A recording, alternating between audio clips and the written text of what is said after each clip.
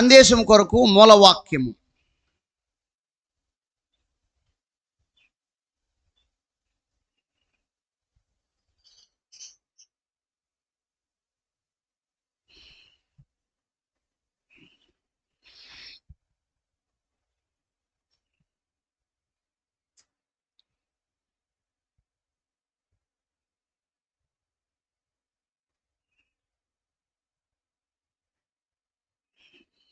యోహాను శుభవార్త 15వ అధ్యాయము 5వ వాక్యము. ద్రాక్షావల్లిని నేను, తీగలు మీరు. ఎవడు నా యందు నిలిచియుండునో, నేను ఎవని యందు నిలిచియుండునో వాడు బహుగా ఫలించును. నాకు వేరుగా ఉండి మీరేమీ చేయలేరు. చిన్న మాట ప్రార్థన చేసుకొని ప్రభు సహాయాన్ని వేడుకుందాం. అందరూ ఒకసారి మోకాళ్ళు వేసి ప్రార్థనలోకి రండి. ప్రియ పరిశుద్ధాత్ముడా, మిమ్మల్ని ఆహ్వానిస్తున్నామయ్యా. మీరు మా దేవుడవు, మా రాజువు, మా ఆదరణకర్తవు. మీరే మా బోధకుడవు నాయన. పరిశుద్ధాత్మ దేవుడా, ప్రభువు రాకడ వరకు సంఘమును కట్టి తట్టి లేపుటకు, సంపూర్ణతలోకి నడిపించుటకు, ఆ పెంతుకోస్తున్న పండుగ దినాన కొమ్మరింబడి ఇక్కడే నిలిచున్నావయ్యా. రాకడలో సంఘమును ప్రభు యొద్దకు తీసుకెళ్లే వరకు ఇక్కడ ఉంటావు. నీ సంఘ సంపూర్ణత కొరకు సేవకులను మీరు లేపుకొని ఉపదేశం ఇచ్చి ప్రజలతో మాట్లాడుతున్నారు. ఇదిగో ఈరోజు ఈ దీనదాసుడు కేవలం ఒట్టి మట్టి అని ఒప్పుకుంటున్నాడయ్యా. ఒట్టి మట్టిని మాత్రమే. పరిశుద్ధాత్ముడా, వాక్యం తెలియదు, జ్ఞానం లేదు, అవగాహన లేదు, చదువు లేదు, వివేకం లేదు, తెలివి లేదు. అయ్యా, నీ పిల్లలకు నీ మాటలు చెప్పటానికి మీ చిత్తానుసారంగా ఇక్కడ నిలబడి ఉన్నానయ్యా. దయచేసి సహాయం చేయండి. రబ్బుని బోధకుడా, ఈ మట్టిను మహిమతో నింపయ్యా. మీ మాటలు మీ పిల్లలకు మీరు అనుగ్రహించండి. మీ మాటలు వారి బ్రతుకులను బాగు చేయాలి, కట్టాలి. అయ్యా, దయచేసి మీ సహాయాన్ని అర్జిస్తున్నాను, బతిమాలుతున్నాను. నా నోటికి మీ మాటలు అందించండి. మీ ప్రజలతో ధారాళంగా మాట్లాడు. ఆత్మలో ఫలించుట అనే విషయములు బహులోతుగా మీరు బోధించి క్రొత్త విషయాలు నీ పిల్లలు నేర్చుకోవాలయ్యా. నేర్పించండి. నూతనమైన అనుభవాల్లోనికి నీ పిల్లలు వెళ్ళాలయ్యా. ఆత్మ సంబంధమైన మండలాల్లోకి వెళ్ళాలి, మహిమ అనుభవాల్లోకి వెళ్ళాలి. వీరి మనస్సులో రూపాంతరపరచబడాలి. దేవ, ఈ ఆత్మలో ఫలించుటను ఈ సందేశాలలో వీరి మనసులో నూతనపరచబడాలి. ఆత్మలో గొప్ప మార్పు, గొప్ప అభివృద్ధి రావాలయ్యా.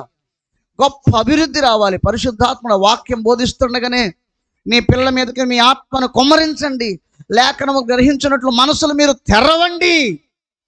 ఆత్మదేవ పూర్తిగా మీ వశంలోకి తీసుకోండి. వాక్యం ధారాళంగా రాకుండా అడ్డుగా ఉన్న ప్రతి చీకటి శక్తులు, నిద్రాత్మలు యేసు నామములో కాలిపోవును కాక. పరిశుద్ధాత్ముడా, ఏది నీ ఉద్దేశమో ఈ సందేశముల ద్వారా వీరి లోపల ఏది చేయటం నీ ఉద్దేశమో అది జరిగించయ్యా. అది జరిగించు నాయన. మీ కార్యములు జరిగించండి. మీ వాక్యం ఫలింపచేయండి. ముఖాముఖిగా వినుచున్న స్టూడెంట్స్, బోధించుచున్న స్టూడెంట్, యూట్యూబ్ లైవ్లో వినుచున్న ప్రజలందరితో మీరు సంభాషించండి. నాతో మాట్లాడు పరిశుద్ధాత్ముడా. నాకు నూతన అనుభవాన్ని ఇవ్వయ్యా. నీ మాటలు నాకు అందించు, నేర్పించు. యేసు నామములో ప్రార్థన చేస్తున్నాము తండ్రి, ఆమేన్. అందరికి వందనాలండి.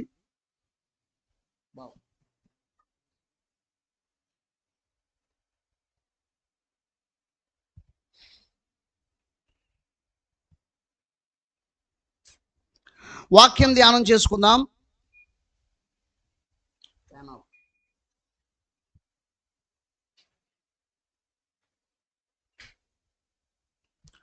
చదువుతున్నాను. మూలవాక్యము యోహాను శుభవార్త 15వ అధ్యాయము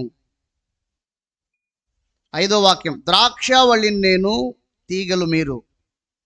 ఎవడు నా యందు నిలిచిండునో, నేను ఎవని యందు నిలిచిందునో వాడు బహుగా ఫలించును. నాకు వేరుగా ఉండి మీరేమీ చేయలేరు. ఈ మాటలు జాగ్రత్తగా మనం గమనించినట్లుగైతే చాలామందికి తెలియని విషయం ఏమిటంటే, అందరూ ఆత్మ ఫలాలు అంటారు.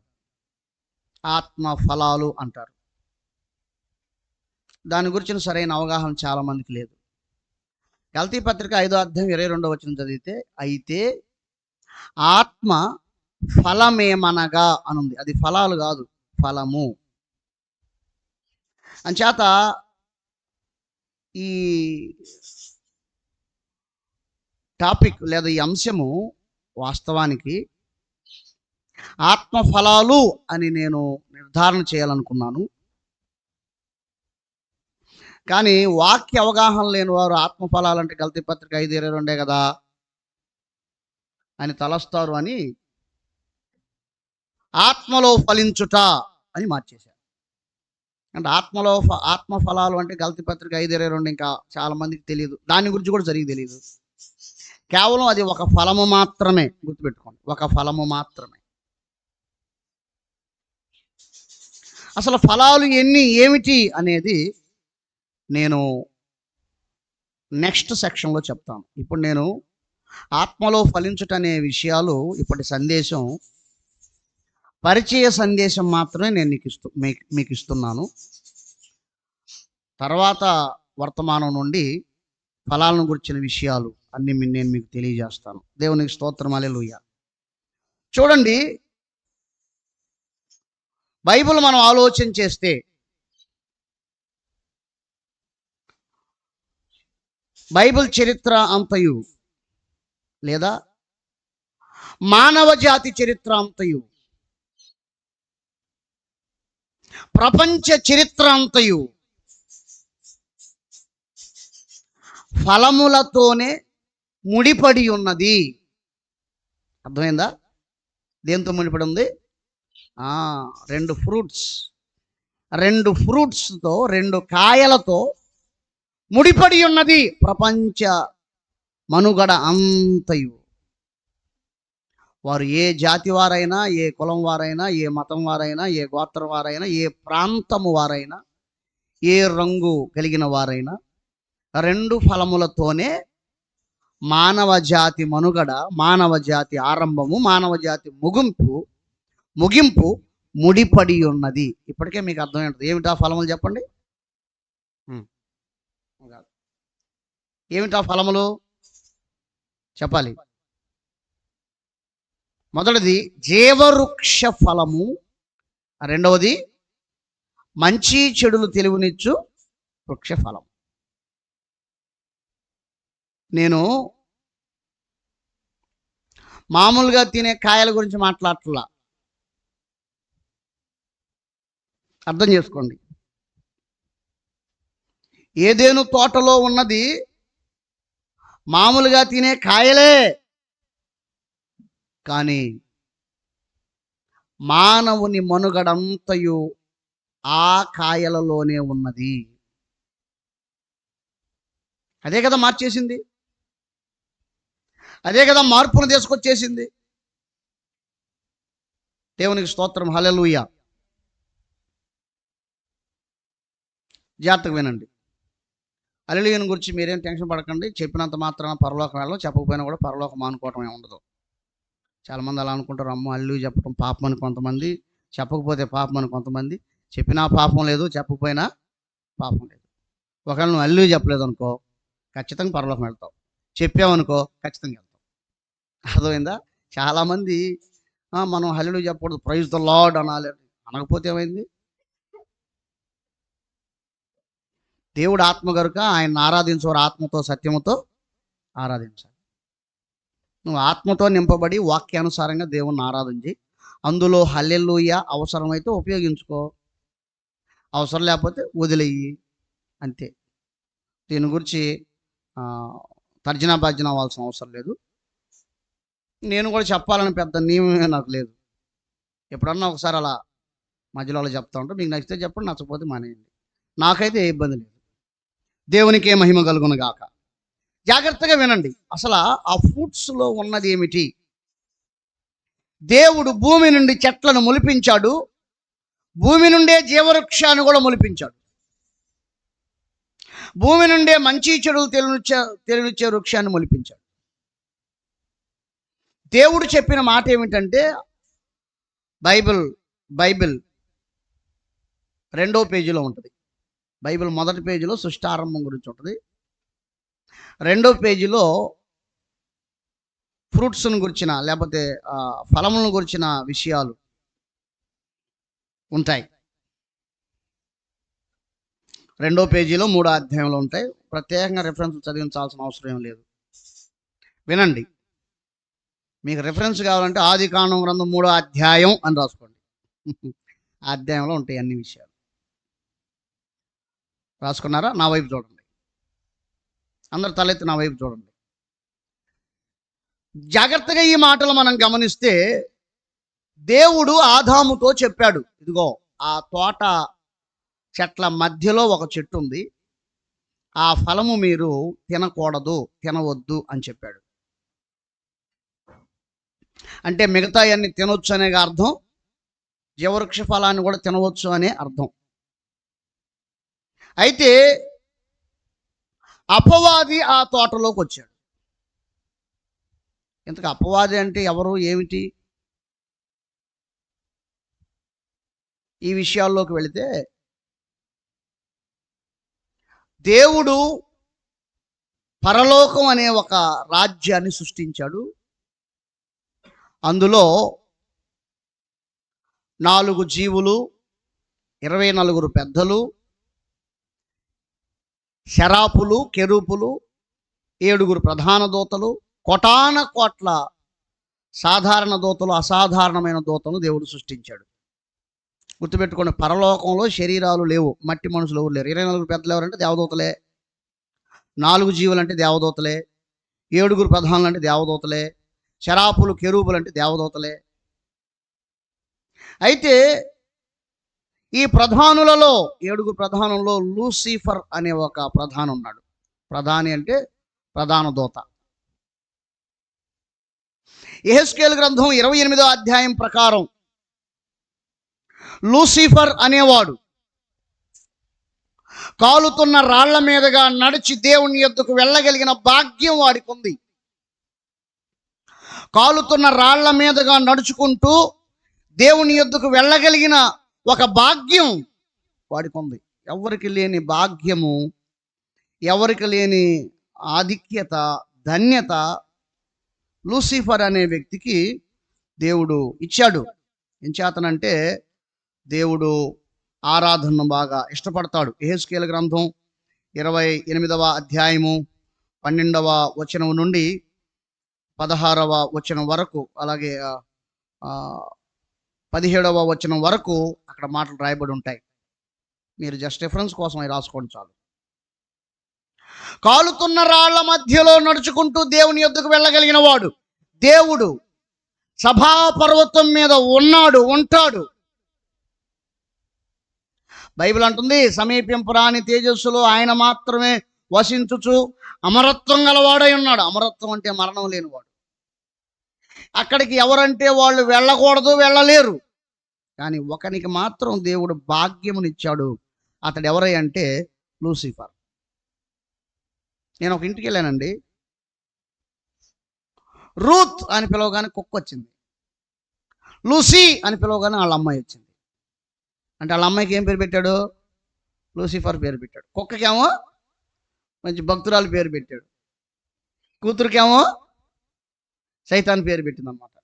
అంటే ఎంత ప్యాషన్ అయిపోయింది చూడండి సైతాన్ పేరు, లూసీ. జాగ్రత్తగా వినండి. ఇతనికి భాగ్యం, దేవుడు అతనికి ఇచ్చిన భాగ్యం అది. గుర్తుపెట్టుకోండి, ఒక్కొక్కరికి దేవుడు ఒక్కొక్క భాగ్యమును, ధన్యతను, కృపను, ఆధిక్యతను అనుగ్రహిస్తాడు. అది దేవుణ్ణి బట్టి కలుగుతున్నదే తప్ప వారి వారి భక్తిని బట్టి కలిగేది కాదు. ఈరోజు నేను మీకు మీ దగ్గర నిలబడి మీకు ఎదురుగా నిలబడి వాక్యం చెప్తున్నాను. దేవుడు నాకు ఇచ్చిన భాగ్యం ఇది, అంతే. నా భక్తిని బట్టో నా త్యాగాన్ని బట్టో కాదు. చెప్పాలంటే నేను అసలు పెద్ద గొప్ప ప్రార్థనా పరుణ్యం కాదు. దేవునికి నాకు సంబంధం ఉంది, అది మాత్రం ఖచ్చితంగానే. నేను మీ అంత గొప్ప ప్రార్థనా పరుణ్యం కాదు. నీ అంత ప్రార్థన చేయలేను. గంటల తరబడి నేను ప్రార్థన చేసే వ్యక్తిని కాదు.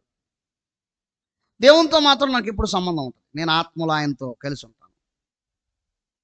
కాబట్టి ఇది నా భాగ్యం. అందుకే నేను ఒకటి చెప్పగలను, నేను ఏమై ఉన్నాను, దేవుని కృప వల్లనే అయి ఉన్నాను. దేవుడు ఒక్కొక్కరికి ఒక్కొక్క భాగ్యమును అనుగ్రహిస్తాడు. లూసిఫర్కి ఇచ్చాడు. నిజంగా కనీసం ఆ కాలుతున్న రాళ్లను కూడా ఏ దేవదూత చూడకూడదు పరలోకంలో. లూసిఫర్ మాత్రమే చూడాలి, లూసిఫర్ మాత్రమే వెళ్ళాలి. దేవుని యొద్దకు వెళతాడు. దేవుని సందేశాన్ని తీసుకొచ్చి పరలోకంలో ఉన్న దేవదూతలందరికీ సందేశం ఇస్తాడు. ఎక్కడికైనా వెళ్ళొచ్చు, ఎక్కడికైనా రావచ్చు, భూమి మీదకి రావచ్చు, పరలోకానికి వెళ్ళొచ్చు, మూడో ఆకాశానికి వెళ్ళొచ్చు, పాతాళానికి వెళ్ళొచ్చు, సభాపర్వతానికి వెళ్ళొచ్చు. అన్ని చోట్లకు వెళ్ళగలిగిన ఆ అధికారం దేవుడు లూసిఫర్కి ఇచ్చాడు. మరియు లూసిఫర్ దేవుని వలన, దేవుని చేత నిర్మించబడి దేవుణ్ణి ఆరాధిస్తున్న ఒక ఆరాధన కెరూబు. ఒకసారి లూసిఫర్ తన రెక్కలతో ఇలా అన్నాడు అనుకోండి, చేతులు ఒకసారి చేతులను తన రెక్కల్ని ఇలా అన్నాడు అనుకోండి, సప్త స్వరాలు వస్తాయి. సప్త అంటే ఎంత? 10. 7. దశ అంటే 10. లూసిఫర్ తన రెక్కల్ని ఎలా అంటే అనేక స్వరాలు వస్తాయి, అంటే వాయిద్యాలు వస్తాయి ఆ రెక్కల్లోనే. లూసిఫర్ అడుగు తీసి అడిగేస్తే వాయిద్యాలు వస్తాయి. దేవుడు అట్లా తయారు చేసుకున్నాడు, తయారీదారుడు అలా తయారు చేసుకున్నాడు. అంచేత ఎందుకంటే ఆయనకు ఆరాధన అంటే ఇష్టం. ఆయనకు ఆరాధన అంటే ఇష్టము కాబట్టి ఆయన అలా తయారు చేసేసుకున్నాడు. అయితే లూసిఫర్ పదే పదే సభాపర్వతాన్ని చూస్తున్నాడు, కాలుతున్న రాళ్ల మీద నడుస్తున్నాడు, సమీపించరాని తేజస్సును చూస్తున్నాడు, ఆ దేవుని మహా అమరత్వాన్ని చూస్తున్నాడు. లూసిఫర్ కూడా దేవుని ముఖాన్ని ఎప్పుడు చూడలా. సభాపర్వతం వెళ్ళి ఆయన స్వరం మాత్రం వింటాడంతే. శరాపులు, కెరూబులు, 4 జీవులు, 24 పెద్దలు ఆరాధన చేయటం, ఆరాధన మధ్యలో ఆయన ఉంటాడు. అంత ధ్వనులు, శబ్దాలు, పరిశుద్ధుడు పరిశుద్ధుడు పరిశుద్ధుడు అని పలుకుతున్న ఆ శబ్దాలు ఉన్నప్పటికీ లూసిఫర్కు దేవుని స్వరం వినిపిస్తుంది. అంత మహామహిమ తేజస్సులో ఉన్న దేవునికి సమీపంగా ఉన్నవాడు. తర్వాత జాగ్రత్తగా వినండి. దేవుడు 4 జీవుల మీద, 4 జీవుల భుజముల మీద సింహాసనం వేసుకొని ఆసీనుడై ఉన్నాడు. స్తోత్రం, హల్లెలూయా. అలాగా 4 జీవుల భుజముల మీద. ఒకే సైజు పిల్లలు కలిగిన వాళ్ళు చెప్పింది అర్థం కాలేదా? ఓకే, సైజు పిల్లలు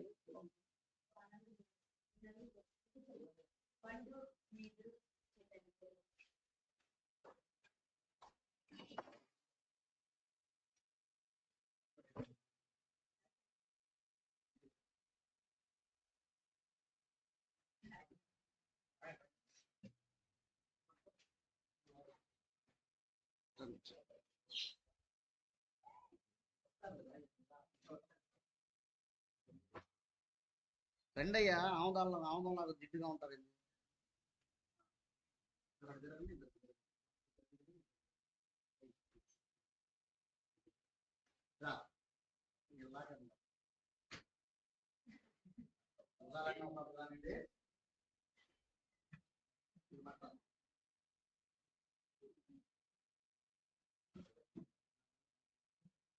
ఎట్లుంది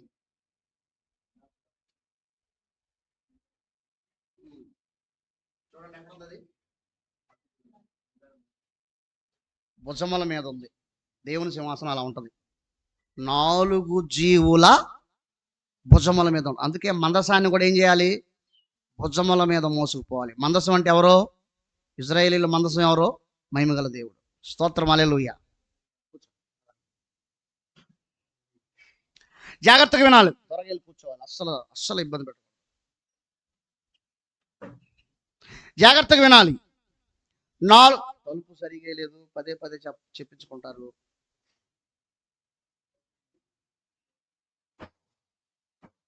4 జీవుల భుజముల మీద దేవుడు సింహాసనం మీద కూర్చొని ఆసీనుడై సమీపింపరాని తేజస్సులో వసించుచు అమరత్వము గలవాడై ఉన్నాడు. అమరత్వం గలవాడై ఉన్నాడు. అయితే లూసిఫర్ పదే పదే అదే విధముగా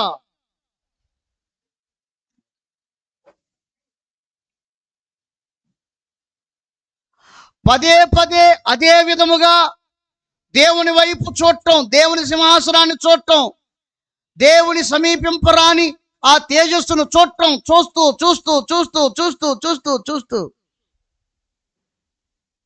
అదే మనసులో పడిపోయింది. ఇప్పుడు ఉదాహరణకి నాతో పాటు ఉండి పరిచయం చేసే పిల్లలు ఉంటారు.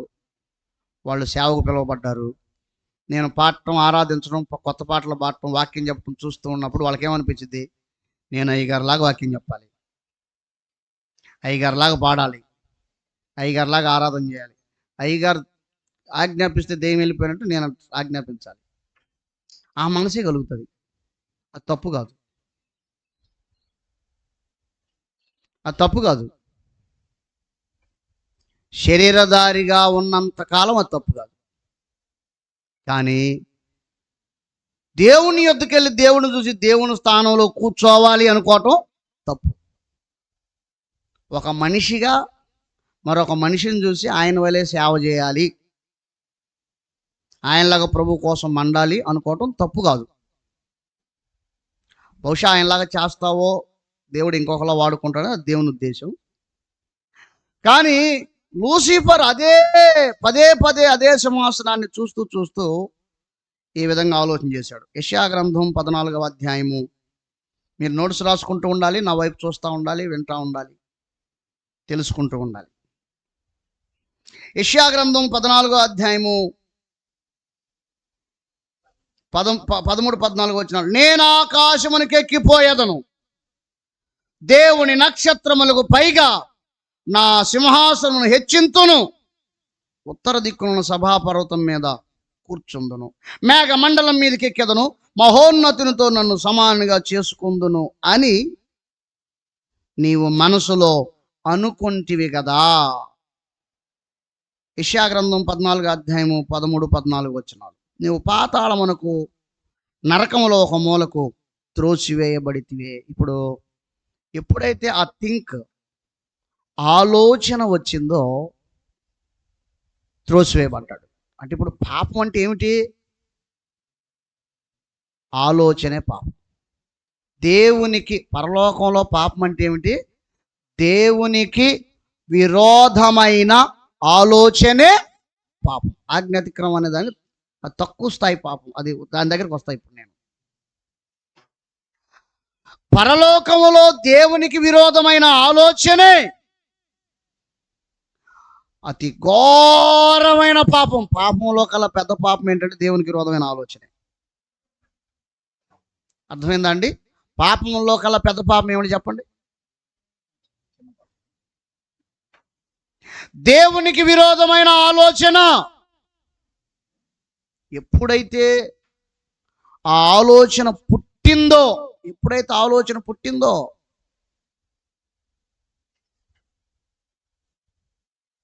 లూసిఫర్ పరలోకంలో లేడు, పాతాళంలో ఉన్నాడు. కళ్ళు తెరిచేసరికి ఏమన్నాడు? పాతాళంలో ఉన్నాడు. ఎప్పుడు వచ్చి పడ్డాను? ఎప్పుడు వచ్చి పడ్డాడో కూడా తెలియని పరిస్థితి. ఎలా పడ్డాడో బైబిల్లో రాయబడుతుంది. చూడండి, లూకా శుభవార్త 10వ అధ్యాయము 10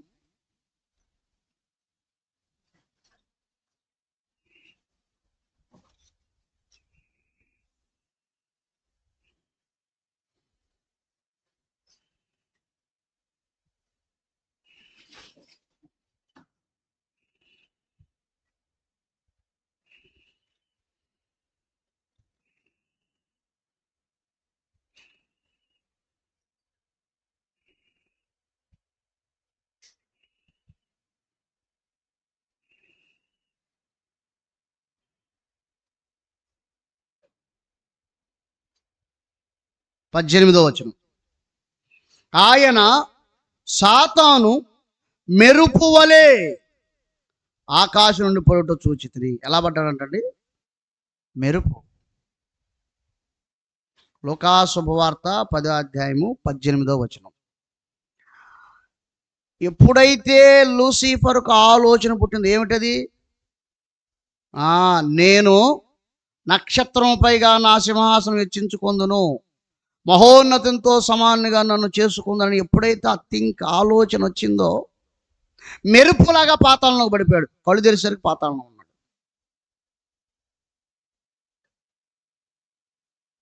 ఇప్పుడు అదే లూసిఫర్ దేవుని కొరకు దేవుని వలన సృష్టింపబడిన ఏదెను తోటలో దేవుని వలె సంచరిస్తూ ఉన్న ఆదాము హవ్వ అను ఇద్దరి యొద్దకు వచ్చాడు. ఎలా వచ్చాడు? అందుకనే 19వ వచనం కూడా చూడండి. లూకా సువార్త 10వ అధ్యాయము 19వ వచనం. ఇదిగో పాములను తేళ్లను తొక్కుటకు మీకు అధికారం ఇచ్చి ఉన్నాను. పాములను తేళ్లను తొక్కుటకు శత్రు బలవంతుడి మీద మీకు అధికారం ఇచ్చి ఉన్నాను. అంటే సాతాను మెరుపులాగా పడ్డాడు అన్నాడు, వెంటనే పాము అనే పదం వాడుతున్నాడు. అంటే సాతాను భూమి మీద తన ఉనికిని, సాతాను తన ఉనికిని తెలియజేసుకోవటానికి దేన్ని వాడుకున్నాడు చెప్పండి? పామును వాడుకున్నాడు. ఆదికాండం గ్రంథం 3వ అధ్యాయము 1, 2, 3 వచనాలు చూస్తే భూజంతువులన్నిట్లో సర్పము యుక్తి గలదై ఉండెను. ఇంతగా సాతాన్ అంటే పామా?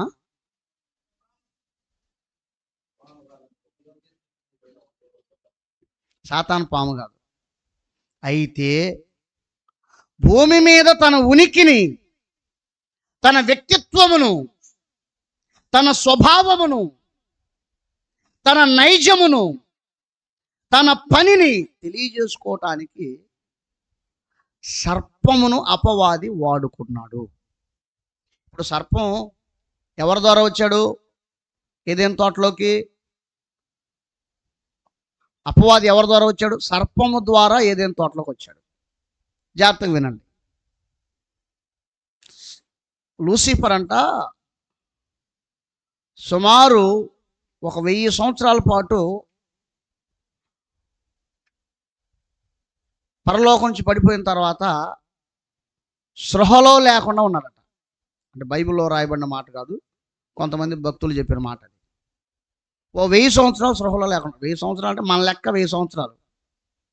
ఇప్పుడు ఆ పరలోకంలో కానీ పాతాళంలో కానీ సూర్యచంద్రుడు నక్షత్రాలు, సూర్యుడు చంద్రుడు లేరుగా. సూర్యచంద్రులు అంటే ఏమిటి?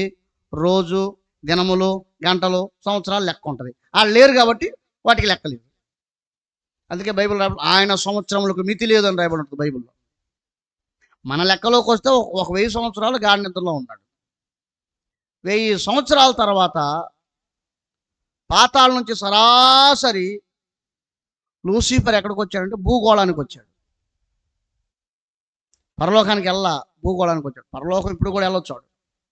అన్ని చోట్లకి వెళ్ళగలిగిన అవకాశం ఇప్పుడు కూడా లూసిఫర్కు ఉంది. ఎందుకంటే దేవుడు ఇచ్చిన మహిమను వెనక్కి తీసుకోడు. దేవునికి ఉన్న అలవాటు అది కాదు. ఒక్కసారి దేవుడు ఇచ్చాడా నువ్వు కోల్పోవటమే కానీ దేవుడు తీసుకోవటం ఉండదు. అర్థమైందండి? చిన్న కుమారుడు రాగానే ఆస్తి అడిగాడా? అడగడగా. దేవుడు ఇచ్చింది అడగడగా. కాబట్టి సాతానుకు మహిమ ఉంది కానీ పరలోక అధికారం లేదు, పరలోక భాగ్యం లేదు. వినండి, 1000 సంవత్సరాల తర్వాత వచ్చి 100 సంవత్సరాల పాటు ఏదైనా తోట చుట్టూ తిరిగాడంట. ఎందుకు? ఆదాము హవ్వ కాదు, హవ్వ వాళ్ళిద్దరు ఏదైనా తోటలో తిరుగుతుంటే అచ్చం డిటో పరలోకములో దేవుని అద్వితీయ కుమారుడైన యేసు క్రీస్తు ఎలా ఉన్నాడో ఆదాము హవ్వ వీళ్ళిద్దరు అలాగే ఉన్నారు. అర్థమైందా? యేసు దేవుని అద్వితీయ కుమారుడైన యేసు ఏదేం తోటలో ఉన్నాడేమిటి అర్థం కాక 100 సంవత్సరాలు తిరిగాడు సైతాను. అర్థమైందా? అర్థం కాక 100 సంవత్సరాలు తిరిగాడు. ఇప్పుడు ఆ తోటలో నుంచి జంతువులు సాధారణంగా బయటికి రావటం, లోపలికి వెళ్ళటం స్వేచ్ఛ ఉందిగా. భూగోళం అంటే ఒక ఏదైనా తోట కాదు కదా. ఆ తోటలో నుంచి సర్పం బయటకు వచ్చినప్పుడు సర్పంతో సన్నిహిత సంబంధాన్ని ఏర్పాటు చేసుకున్నాడు లూసిఫర్. సర్పంతో సన్నిహిత సంబంధాన్ని ఏర్పాటు చేసుకొని దానితో ఒక ఒప్పందం చేసుకున్నాడు. అదేమిటంటే, నేను నువ్వు కలిసి జీవిద్దాం. భూమి మీద సర్పం అనే పదం వచ్చినప్పుడు నన్ను జ్ఞాపకం చేసుకోవాలి. ఎవరిని? సైతాన్ని జ్ఞాపకం చేసుకోవాలి. అంతగా మన ఇద్దరం కలిసిపోదాం అని వాళ్ళిద్దరు ఒప్పందం చేసుకున్నారు. ఆ ఒప్పందం చేసుకున్న తర్వాత లూసిఫర్ సర్పం లోపలికి వెళ్ళాడు. అప్పుడు లోపలికి వెళ్ళి వ్యవహారం స్టార్ట్ చేశాడు. ఎవరితో? హవ్వతో వ్యవహారం స్టార్ట్ చేశాడు. అంటే వీళ్ళు ఎవరు, ఏమిటి విషయాలన్నీ సర్పం ద్వారా లూసిఫర్ కనుక్కున్నాడు ఆల్రెడీ. అన్ని పండ్లు తింటారు, ఒకటి మాత్రం తినరని కనుక్కున్నాడు. ఆ దినముల్లో సర్పమునకు కాళ్ళుండేవి, నోట మాట ఉండేది. కాబట్టి అన్ని విషయాలు, దేవుడితో సంచరిస్తున్న విషయాలు, అదే శత్రువేం కాదుగా. దేవుడితో, అది కూడా దేవుడు వచ్చినప్పుడు అది కూడా పరిగెత్తుద్దుగా, కలిసి తిరుగుద్దుగా. అన్ని జంతువులు పరిగెత్తుగా. ఆదామావులు వచ్చినప్పుడు దేవుడు రాగానే ఆదామావులు పరిగెత్తారు, జంతువులన్నీ పరిగెత్తారు. డాడీ వచ్చాడని. సాయంత్రం చల్లపూట 5 గంటల సమయంలో డాడీ వచ్చాడు అందరు పరిగెత్తారు. తోటంతా తిరుగుతాడు ఆయన వాళ్ళతో హ్యాపీగా సంచరిస్తాడు, నవ్వుతాడు, ఆడుకుంటాడు. ఇవన్నీ తెలిసిన విషయాలు, సమాచారం అంతా తీసుకొని అప్పుడు సాతాను సర్పము ద్వారా తోటలోకి వెళ్ళాడు. వెళ్ళి, ఇది నిజమా? దేవుడు ఈ తోట చెట్ల ఫలముల్లో మిమ్మల్ని ఏదైనా తినవద్దు అన్నాడా? ఎలా స్టార్ట్ చేశాడు చూసారు అపవాది. గుర్తుపెట్టుకోండి, అపవాది ఏదైనా తన ఉద్దేశం జరిగించాలి అంటే ఒక వ్యక్తి జీవితంలో మొట్టమొదటగా అపవాది విత్తే విత్తనం ఏమిటో తెలుసా? అనుమానం. ఫ్యామిలీస్లో ఇవే చాలా నష్టాలకు దారితీస్తాయి. భర్త మీద భార్యకు అనుమానం, భార్య మీద భర్తకు అనుమానం, పిల్లల మీద తండ్రికి అనుమానం. ఏమో వీళ్ళు బయటికి వెళ్తే ఎట్టుంటారో, కాలేజీకి వెళ్తే ఎట్టుంటారో నమ్మకం ఉండదు. అమ్మో, నా భార్య బయటికి వెళ్తే ఎలా ఉంటుందో, నా భర్త బయటికి వెళ్తే ఎలా ఉంటాడో. ఇది ఎందుకు వస్తున్నాయి అంటే లూసిఫర్ విత్తేసాడు ఆల్రెడీ. ఏ విత్తనం అది? అనుమానం. అపవాది ఒక కుటుంబం పట్ల తన ఉద్దేశాలు నెరవేర్చుకోవాలి అంటే మొట్టమొదటగా అపవాది చేసే పని ఏమిటంటే అనుమానం అనే విత్తనాన్ని విత్తుతాడు. అంతే. బాగున్న వాళ్ళు కూడా గందరగోళం అయిపోతారు, మొక్క చెక్కలైపోతారు, కొట్టేసుకుంటారు, గొడవలు జరిగిపోతాయి. ఏంటి ఇంత బాగానే ఉన్నారుగా అంటే లోపల సాతాను విత్తేశాడు. ఆ చెడ్డ విత్తనం విత్తేశాడు, అనుమానం అనే చెడ్డ విత్తనం విత్తేశాడు. ఇక ప్రశాంతంగా ఉండనీడో. అంచేత సర్పం అంటున్నాడు, లేదా లూసిఫర్ అంటున్నాడు హవ్వతోటి, ఇది నిజమా? ఈ తోట చెట్ల పొలంలో ఏదైనా తినవద్దని దేవుడు మీతో చెప్పాడా? సరే కానీ మనలో మన మాట తినకూడదు దాన్ని ఇక్కడ ఎందుకు పెట్టాడు ఆయన? అసలు కాయలు తినటానికే కదా.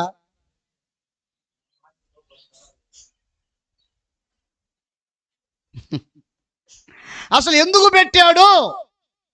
లూసిఫరు ఇలాంటి మాటలు చెబుతున్నాడు చూడండి హవ్వకి. అసలు ఎందుకు పెట్టాడు ఇక్కడ? మీరు తినకుండా అక్కడ పెట్టాడంటే ఏం చేస్తున్నాడు? మీకు తెలియని రహస్యాలు ఎన్నో ఉన్నాయి తెలుసా దేవుడి దగ్గర. అసలు మీరు బాగుపడటం దేవుడికి ఇష్టమే లేదు. లూసిఫర్ చూడండి ఎక్కడ చెబుతున్నాడు, మీరు బాగుపడటం దేవుడికి ఇష్టం. ఏ పిల్లలు బాగుపడితే తండ్రి ఇష్టపడ్డండి? పిల్లలు బాగుపడితే తండ్రి ఇష్టపడ్డం. కానీ దేవుని మీదే ఒక అనుమానం పుట్టించాడు లూసిఫర్. ఫస్ట్ దేని మీద పుట్టించాడు? ఫ్రూట్స్, ఫలాల మీద పుట్టించాడు. ఇప్పుడు దేవుని మీద పుట్టిస్తున్నాడు. అసలు ఏమంటున్నాడు తెలుసా? మీకు తెలియని విషయం ఏమిటో తెలుసా? మీరు కానీ ఆ ఫలము తింటే దేవదూతలు అవుతారు. ఈడే దేవదూత స్థాయి నుంచి దెయ్యం స్థాయికి వచ్చాడు. ఎవరో? లూసిఫర్. ఈడు కోల్పోయింది వాళ్ళకి ఎట్టొస్తుంది? మీరు కానీ ఇది తింటే దేవదూతలు అవుతారు.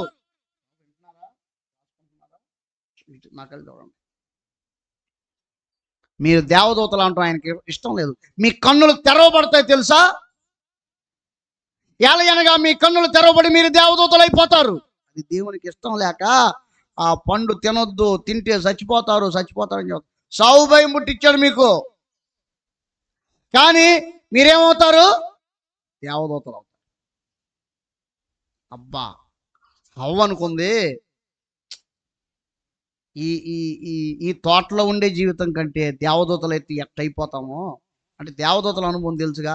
లూసిఫర్ ఎన్ని చెప్పుంటాడు, నేను దేవదూతను, పరలోకంలో దేవునితో ఉండేవాడిని, కాలుతున్న రాళ్ళ మీద నడిచేవాడిని, అసలు దేవుని పక్కన ఉంది నేనే. అసలు పరలోకం ఎట్టుంటుంది అనుకుంటున్నారు? శరాపులు, కెరూబులు, 4 జీవులు, 24 పెద్దలు, కోటాను కోట్ల దేవదూతలు. ఆహా, మహిమను చూస్తే చాలు. అసలు ఎప్పుడన్నా మీకు చెప్పాడు పరలోకం గురించి? ఎప్పుడన్నా మిమ్మల్ని తీసుకెళ్ళాడా? ఎన్ని మర్మాలు ఉన్నాయి ఆయన మనసులో, చెప్పడు బయటికి. సైతాన్ మాటలు ఇట్లనే ఉంటాయి, చెప్పడు బయటికి. లోపలే దాచుకొని మీ దగ్గరికి రావటం, ఆ బాగున్నారని బలకేయటం, వెళ్ళిపోవటం, అంతే. చెప్తాడా మీకు? చెప్పడు. బోలోగుట్టు దేవుడు ఆయన, మనిషి కాదు. బోలోగుట్టు దేవుడు ఆయన. అర్థమైందండి? లోగుట్టు దేవుడు అనే ఆ పదం ఎప్పటికి సంబంధించిందంటే ద్వితీయోపదేశ కాండం 29:29కి సంబంధించింది. చూడండి అక్కడ ఏమైనా ఉంటుందో. తీయాలా, వెంటనే చెప్పేద్దు నోటితో. రహస్యములు మన దేవుడైన యెహోవాకు చెందును. అది ఇజ్రాయేలీల ఆశీర్వాదముల శాపముల పట్టిక. 28-29 అధ్యాయం ద్వితీయోపదేశకాండం. రహస్యములు మన దేవుడైన యెహోవాకు చెందును. జాగ్రత్తగా వినండి. ఎక్కడికి వచ్చేసరికి ఆ పదజాలాన్ని వినియోగించారు? ఇశ్రాయేలీల దగ్గరకు వచ్చేసరికి ఆ పదజాలాన్ని వినియోగించారు. అంటే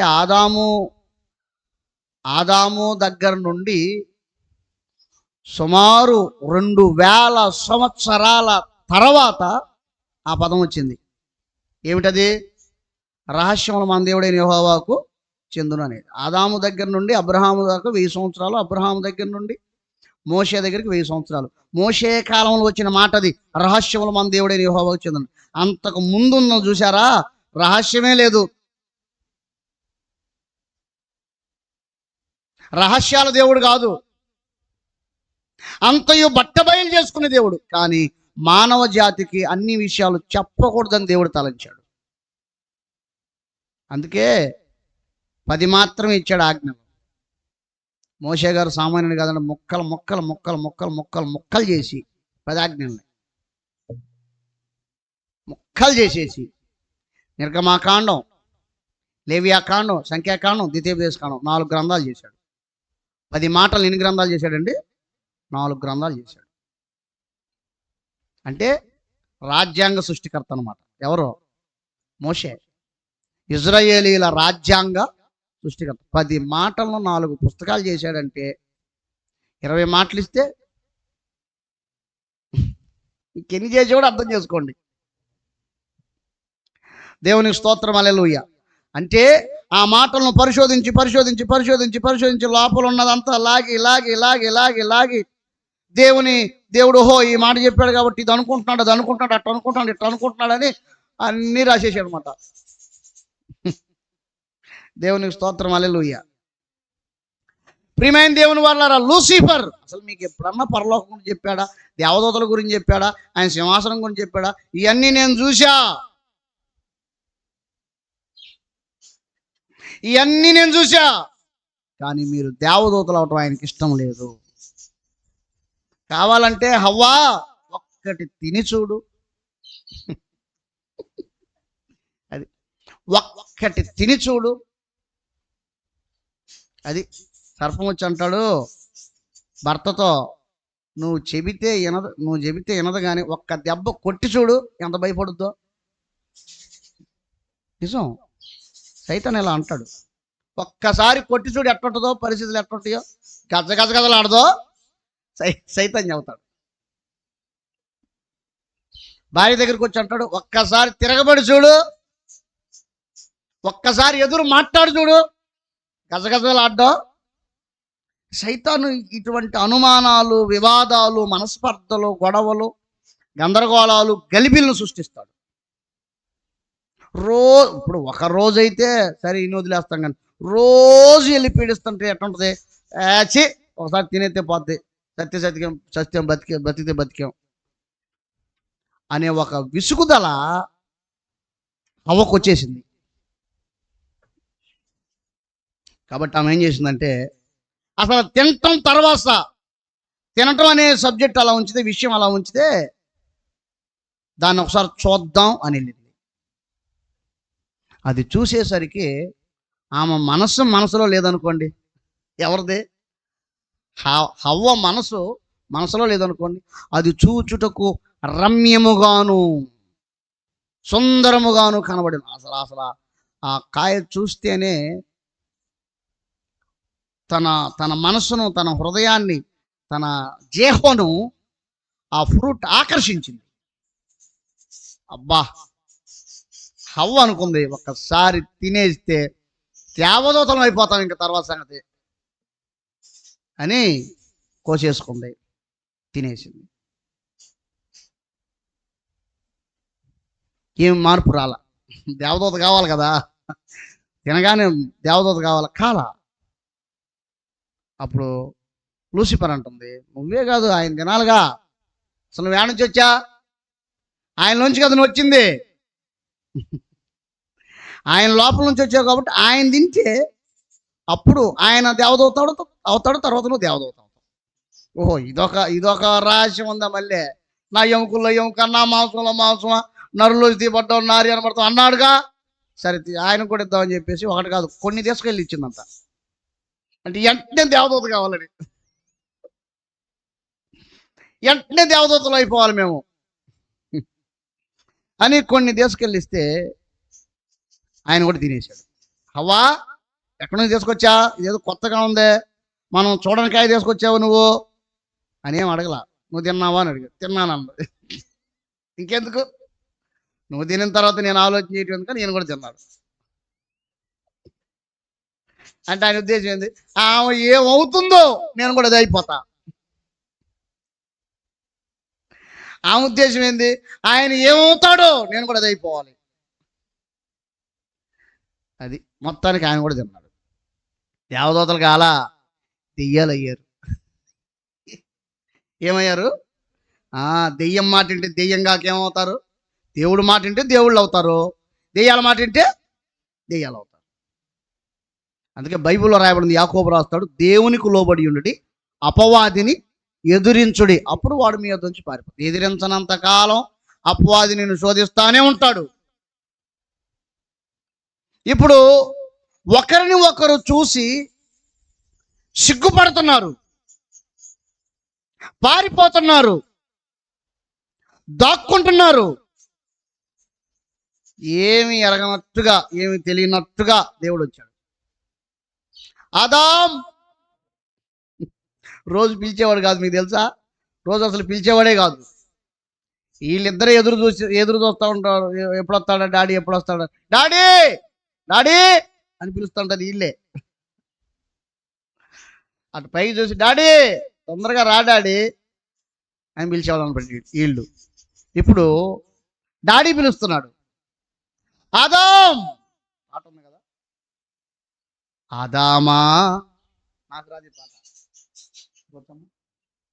ఓ ఆదామా చక్కనైన కుమార ఎక్కడున్నావు, నీవెక్కడున్నావు ఆదామా, ఓ ఆదామా. దేవుని స్తోత్రం, హల్లెలూయా. మీకు టైం ఎంత అయింది?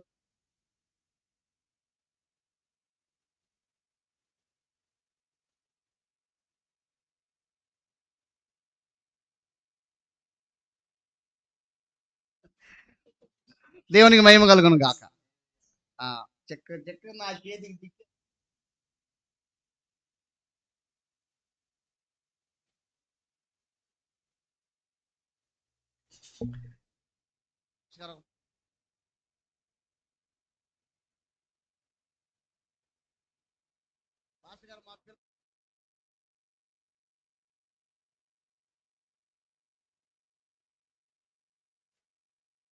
మహిమ కలుగును గాక.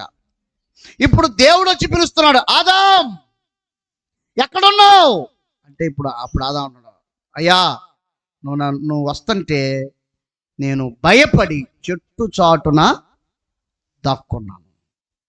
ఏ నేను తినొద్దన్న పండు తిన్నావా? అప్పుడు ఆయన ఇలాగన్నాడు, నరుడు ఒంటరిగా ఉండటం మంచిది కాదు, సాటి అయిన సహాయం చేద్దాం. ఆదాం వాటి రెంటికి పేర్లు పెట్టు, ఇది ఆడ ఇది మగ, వాటికి పేర్లు పెట్టు, ఈ పురుగులకు పేర్లు పెట్టు, ఈ పక్షులకు పేర్లు పెట్టు అని రెండు తెచ్చావు నా దగ్గరికి, నేను పేర్లు పెట్టా. నువ్వు కూడా ఒంటరిగా ఉండకూడదు అన్నావు. సరే నీ ఇష్టం అయ్యా అన్న. నిద్రపుచ్చావు, నిద్రలోనే మర్మరాలు చేసేసావు, ఒక ఆమెను తీసుకొచ్చావు. నేనేమో కవితలు రాత్రి ఏమని, నా ఎముకల్లో ఎముక, నా మాంసంలో మాంసమా, నరులోంచి తీయబడ్డావు కాబట్టి నారీ అనబడతావు కవితలు రాసి పేర్లు పెట్టుకుంటున్నాయి. ఆమె తెచ్చిస్తే నేను తిన్నా. అంటే ఇంతకీ ఏం చేస్తున్నాడు? నువ్వు చేసిన పని ఇదంతా. ఏమంటున్నాడు? అసలు నన్ను అడుగుతావు, నువ్వు పండు తిన్నావా, పండు తిన్నావు, నువ్వు చేసిన పనికి ఇదంతా. ఆమెనగా నువ్వు నా జీవితంలోకి తేకుండా ఉంటే నీ మాట జమ దాటేవాడినా నేను? లేదు కదా. ఆమె తెచ్చిచ్చింది, నేను తిన్నా. అంటే పూర్తిగా ఇప్పుడు హవ్వ మీద కూడా పెట్టట్లా, హవ్వను తయారు చేసిన దేవుని మీద పెడుతున్నాడు. అంటే ఎప్పుడైతే ఆ ఫ్రూట్ లోపలికి వెళ్ళిందో స్వార్థం అనేది వచ్చేసింది. ఏమొచ్చింది? స్వార్థం. నా భార్య అనే స్వార్థం తనలోకి వచ్చేసింది. ఇప్పుడు హవ్వను అడిగాడు, హవ్వా నువ్వు చేసిన పని ఏమిటి అంటే ఆమంద, ఏమి నాకు తెలియదయ్యా, సర్పం నన్ను తినమంది, నేను తిన్నా. అప్పుడు సర్పం తనడు, సర్పమా నీవు ఇలాగూ చేశావు కాబట్టి నీ పొట్టతో నేలను ప్రాకుతావు, మన్ను తిని బ్రతుకుతావు అని చెప్పించాడు. ఇంతకీ శాపం ఎవరికి వచ్చింది? లూసిఫర్కి వచ్చిందా, పాముకి వచ్చిందా? సాతానుతో ఒప్పందం చేసుకున్న సర్పమునకు శాపం వచ్చింది. ఎవరైనా సరే సాతానుతో ఒప్పందం చేసుకుంటే, సాతానుతో రాజీ పడితే ఖచ్చితంగా వారు శపించబడతారు, ఖచ్చితంగా వాళ్ళు నష్టపోతారు. అంచేత దేవుడు అన్నాడు, ఆదాం నీవు నేల పంట తింటావు, చెమటను కాచి ఆహారాన్ని సంపాదించుకుంటావు, నీ నిమిత్తం నేల శపించబడింది. అది గచ్చ పొదలు ముళ్ళ పొదలు లెగుస్తాయి, ఆ ముళ్ళ చెట్లు నరికి మొద్దులు తవ్వి వ్యవసాయం చేయి. నేల పంట తింటావు, ముఖం యొక్క చెమటను కారుస్తావు, ఏ నేల నుంచి వచ్చావో ఆ నేలలోకి వెళ్ళిపోతావు. అప్పుడే అయిపోయింది. మనిషి యొక్క జీవితం యొక్క ముగింపును గురించిన సందేశం కూడా అప్పుడే వచ్చేసింది. దేవదూతలయ్యారా? మట్టిపాలయ్యారా? మట్టిపాలైపోయారు. ఇప్పుడు ఆమెతో చెప్పాడు, అమ్మా నీ గర్భవేదన అధికం చేస్తాను, నీ భర్త ఎలా నీకు వాంచగలుగుతుంది, సంసారం చేస్తావు, పిల్లల్ని అంటావు, కానీ గర్భవేదన అధికము చేస్తాను, ప్రసవ వేదనతో పిల్లలను కంటావు. ఆ విధంగా ఆమెకు శాపం వచ్చేసింది. ఎంతకీ లూసిఫర్ ఆడున్నాడు చూసారా? వాడు చేయాల్సినవన్నీ చేసి సంసారంలో నిప్పేసి దేవునికి మనుషులు కాకుండా చేసి ఆశీర్వాదానికి బదులు శాపం కలుగు చేసి వాడి దారిని వాడు వెళ్ళిపోయాడు. సాతాను ఇలాంటి పనులే చేస్తాడు. అందుకని అనుమానం పుట్టగానే, అనుమానంతో నువ్వు మాట్లాడితే, అనుమానంతో నువ్వు ప్రవర్తిస్తే నీ కుటుంబాన్ని నువ్వు విచ్ఛిన్నం చేసుకుంటావు. జాగ్రత్త. అనుమానపు దెయ్యాన్ని వెళ్ళగొట్టు, దేవునికి లోబడు, అపవాదిని ఎదిరించు. సరే, ఫ్రూట్ దగ్గరికి వద్దాం. ఇప్పుడు ఫ్రూట్ దగ్గరికి వద్దాం. మంచి చెడులు తెలివినిచ్చే వృక్షము. తర్వాత దేవుడు ఏం చేశాడంటే ఆ జీవవృక్షాన్ని తీసుకెళ్ళిపోయాడు. చూడండి, ఆదికాండము గ్రంథము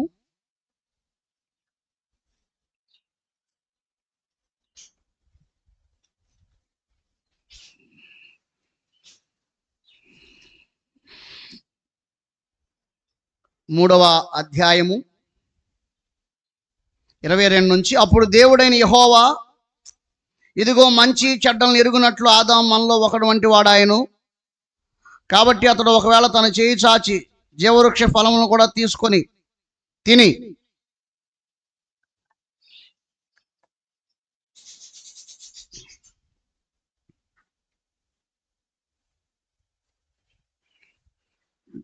నిరంతరం జీవించునేమో అని దేవుడైన యెహోవా అతడు ఏ నేల నుండి తీయబడినో దాని సేదపరచుటకు ఏదైనా తోటలోని అతను పంపివేశను. అప్పుడు ఆయన ఆదామును వెళ్ళగొట్టి ఏదైనా తోటకు తూర్పు దిక్కున కెరూబులను జీవవృక్షము పో మార్గమును కాయుటకు ఇటు అటు తిరుగుతున్న ఖడ్గజ్వాలను నిలవబెట్టాను. ఆదాము ఇంకా దాన్ని తినకూడదు, మళ్ళీ చనిపోతాడని దేవుని నోటి నుంచి మాట వచ్చింది. మళ్ళీ అది తింటే బ్రతుకుతాడు. ఎందుకంటే జీవవృక్షం అని దానికి పేరు. అంటే అది తింటే చాలు జీవించేస్తారు. ఇప్పుడు ఆ ఏదేను తోట నోవహు కాలంలో వచ్చిన జలప్రళయంలో అంతరించిపోయింది. ఆ 2 చెట్ల ప్రాధాన్యత పోయి ఒకే ఒక చెట్టుకు ప్రాధాన్యత వచ్చింది. ఏమిటా చెట్టు చెప్పండి? పౌరం ఏం తీసుకొచ్చింది? ఒలీవా చెట్టుకు ప్రాధాన్యత వచ్చింది. మంచి చెడులు తెలివినిచ్చే వృక్షం, జీవవృక్షం, ఈ 2 కనుమరుగైపోయాయి. ఎక్కడ పెట్టాడు చూడండి, ప్రకటన గ్రంథము 2వ అధ్యాయం. ప్రకటన గ్రంథం 2వ అధ్యాయం 7వ వచనం. చెవిగలవాడు ఆత్మ సంఘములతో చెప్పుచున్న మాట వినుగాక. జయించువానికి పరదేశులో ఉన్న దేవుని పరదేశులో ఉన్న జీవవృక్ష ఫలములు భుజింపనిత్తును. ఇప్పుడు ఏదైనా తోటలోంచి తీసుకెళ్ళి దేవుడు ఎక్కడ పెట్టాడు చెప్పండి దాన్ని? పరదేశంలో పెట్టేశాడు. పరదేశం అంటే 3వ ఆకాశంలో పెట్టేశాడు. మరియు పరలోక రాజ్యంలో ఉంది. అంటే పరదేశి పరలోకానికి సంబంధించిన ఒక భాగం, ఒక విభాగం. కాబట్టి పరలోకానికి సంబంధించిన ప్రతి భాగంలో జీవవృక్షపు చెట్లు ఉంటాయి. అర్థమైందండి? జీవవృక్షపు చెట్లు ఉంటాయి. జీవజల నది పారుతూ ఉంటుంది. ఇప్పుడు మళ్ళీ ఆ జీవవృక్షం తినాలి అంటే మనిషి ఎక్కడికి పోవాలి? పరలోకం పోతే కానీ అది తిన. దేవుడు శుభ్రంగా భూమి మీద తీసుకొచ్చి పెట్టాడు. అది తినేస్తే మనిషి నిరంతరం జీవించేవాడే. అర్థమైందా అండి?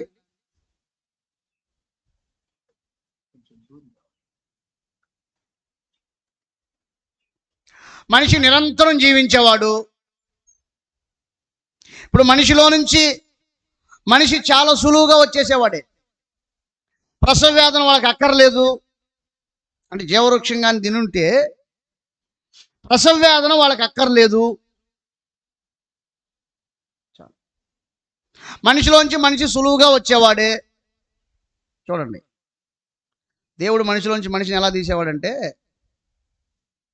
మనిషిని పట్టుకునేటంటే ఇంకో మనిషి వచ్చేవాడు, మనిషిని పట్టుకునేటంటే ఇంకో మనిషి వచ్చేవాడు, మనిషిని పట్టుకునేటంటే ఇంకో మనిషి. ఒక ఆదాము నుంచి ఒకసారి 1,000,000 మందిని తీసి వెళ్ళిపోయేవాడు దేవుడు. మళ్ళీ గుర్తొచ్చినప్పుడు మళ్ళీ ఇంకో 1,000,000 మందిని తీస్తాడు. అలాగా ఎందుకు?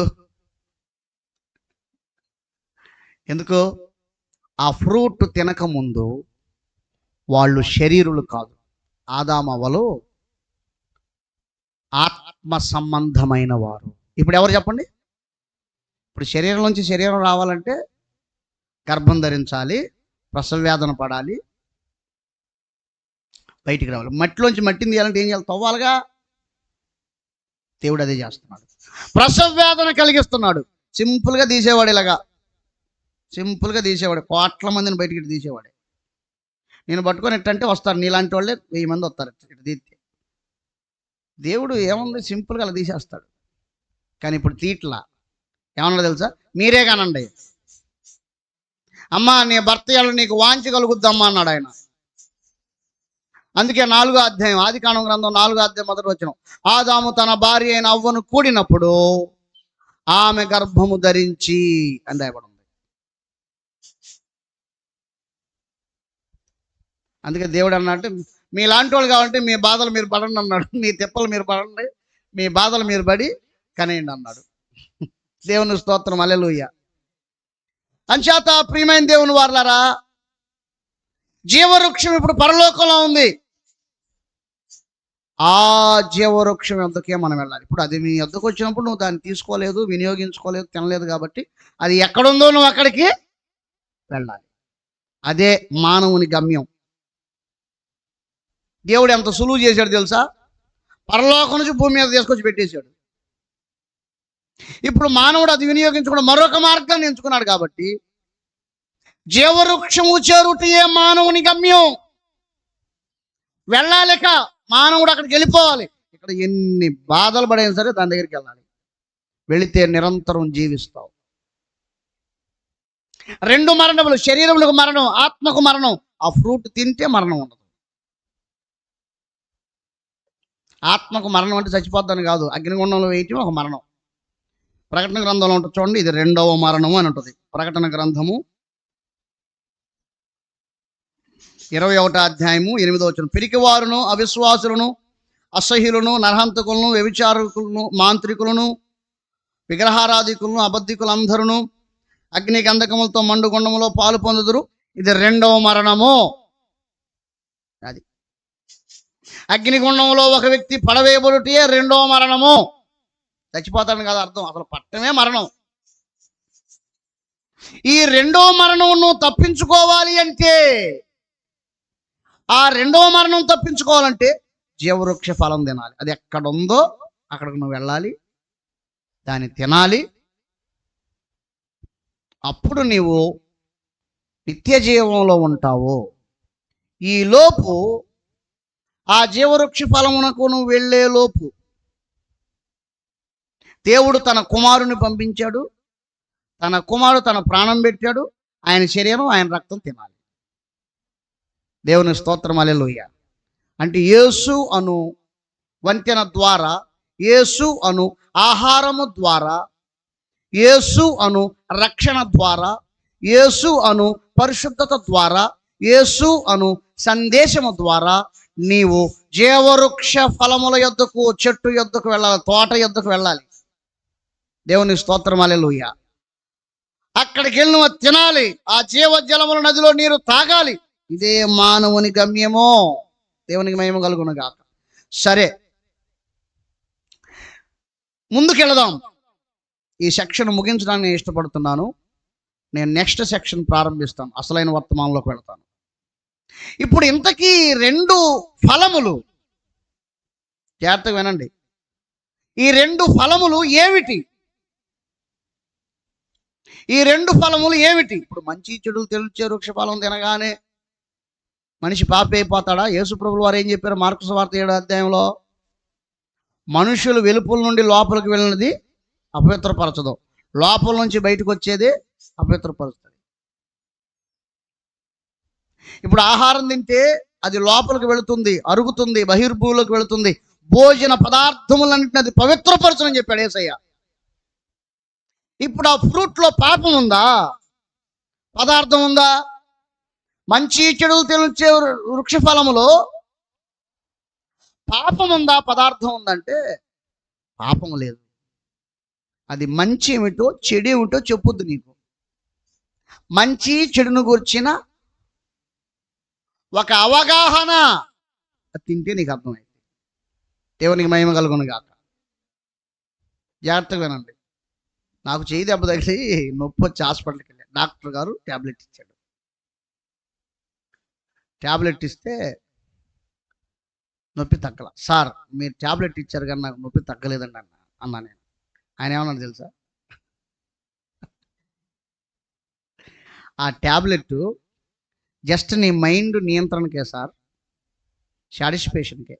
నేను ట్యాబ్లెట్ వేసుకున్నాను కాబట్టి నాకు తగ్గిపోతుంది ఒక నమ్మకానికే, నొప్పి మాత్రం తగ్గదన్నాడు ఆయన. అంటే ఇంతకీ ట్యాబ్లెట్ ఏం చేస్తుంది? నీ మైండ్లో ఒక నిర్ధారణ, అహో నేను వేసుకున్నాను కాబట్టి, ట్యాబ్లెట్ వేసుకున్నాను కాబట్టి నాకు నొప్పి తగ్గిపోద్ది, నేను డోలు వేసుకుంటాను కాబట్టి నాకు జ్వరము తగ్గిపోద్ది. అంటే నీ మైండ్లో అదొక నిర్ధారణ, అంతే, నిశ్చయిత, అంతే. మరి జ్వరం ఎడ తగ్గుద్ది అంటే నీ నమ్మకమే జ్వరం తగ్గటానికి. ట్యాబ్లెట్ ఏం చేయదు. అది యేసుప్రభు చెప్పేశారు ఆ మర్మం ఎప్పుడో. అమ్మా నీ విశ్వాసమే నిన్ను స్వస్థపరిచను, అంతే. ఇప్పుడు ఆ ఫ్రూట్ లోపలికి వెళ్తే ఏం చేస్తుందంటే మంచి చెడు ఏమిటో నీకు తెలియదు. చెడ్డ కూడా చెప్తుంది, ఇది చెడయ్యా వెళ్ళకు అని చెప్తుంది, ఇది మంచి వెళ్ళు అని చెప్తుంది. అబ్బా నిజంగా నిర్ధారణ చేస్తుంది కదండి. మంచి చెడులను అదేం చేస్తుంది చెప్పండి? నిర్ధారణ చేస్తుంది. అంటే నీ స్వభావములో అది పనిచేసింది. ఎందుక ఫ్రూట్ పదార్థమా స్వభావమా? అది పదార్థమే. జాగ్రత్తగా వినండి, అది పదార్థమే. జీవవృక్ష ఫలం కూడా పదార్థమే. స్వభావాన్ని ఎలా మార్చగలిగిందంటే, ఇక్కడ పాపం ఏమిటయ్యా అంటే, పండులో పాపం లేదు, మంచి ఉంది చెడు ఉంది, మరొక పండులో జీవం ఉంది. అయితే ఇక్కడ పాపం ఏమిటంటే, వారు ఆయన మాట వినకపోవటమే పాపం. అది పండులో పాపం లేదు. సరే, ఇక్కడ ఉన్న ఒక చిన్న మర్మాన్ని చెప్పేసి ఈ సెక్షన్ ముగిస్తా. ఆ రెండు చెట్లు, రెండు మార్గములు. దేవుడు మంచివాడు, వారు ఎంచుకోవటానికి స్వాతంత్రతనిచ్చాడు. నీ జీవితాన్ని నువ్వు ఎలాగైనా ఎంచుకోవచ్చు. దేవుడు ఎవరిని బలవంతం చేయడు, నియంత్రించడు. ఎవరి మీద తన వ్యక్తిత్వాన్ని బలవంతంగా ఆపాదించడానికి ఇష్టపడడు. అయితే కొందరి జీవితాల్లోకి వచ్చేసరికి నువ్వు ఇలాగే చేయాలని బలవంతం చేస్తాడు. ఎందుకంటే చేస్తాడు? అందరి జీవితాల్లో ఉండదు కదా. అంటే కొందరు ఆయనతో చేసుకున్న కమిట్మెంట్ను బట్టే దేవుడు బలవంతం చేస్తాడు. ఆ కమిట్మెంట్, ఆ త్యాగం, ఆ నిబద్ధత, ఆ కొలమానం, ఆ భక్తి నీకు లేకపోతే నేను బలవంతం చేయడం. మరేం చేస్తాడు? నీకు విషయం చెప్తాడు. ఇది విషయం. బైబిల్లో మనం చూస్తే జీవమును మరణమును నీ ఎదుట ఉంచి ఉన్నాను అంటాడు, శాపమును ఆశీర్వాదమును నీ ఎదుట ఉంచి ఉన్నాను అంటాడు. అంటే ఏంటి? నువ్వు ఏదైనా ఎంచుకోవచ్చు. అందుకే ప్రసంగి గ్రంథంలో చూడండి ఏమంటాడో.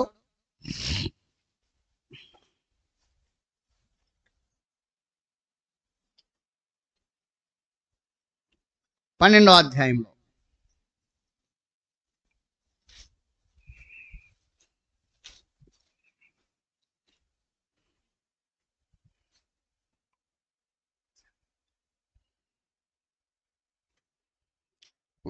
పదకొండో అధ్యాయం 9వ వచనం.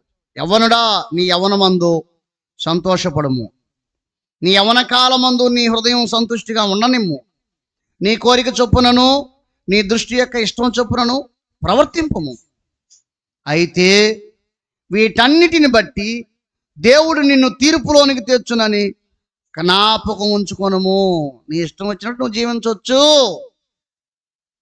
ఎవరు నిన్ను నియంత్రించరు, ఎవరు నిన్ను ఆపరు, ఎవరు నిన్ను బలవంతం చేయరు. కానీ ఇవన్నీ రేపు తీర్పులోకి వస్తాయి. వీటన్నిటికి నువ్వు లెక్క చెప్పాలి. ఆదాము అవ్వలను కూడా, మొదటి కుటుంబాన్ని కూడా దేవుడు నియంత్రించలేదు, విషయాన్ని చెప్పాడు. ఆ పండు తినిన దినం నిశ్చయంగా నీవు చచ్చెదవు అన్నాడు. అర్థమైందా? ఇప్పుడు ఉదాహరణకి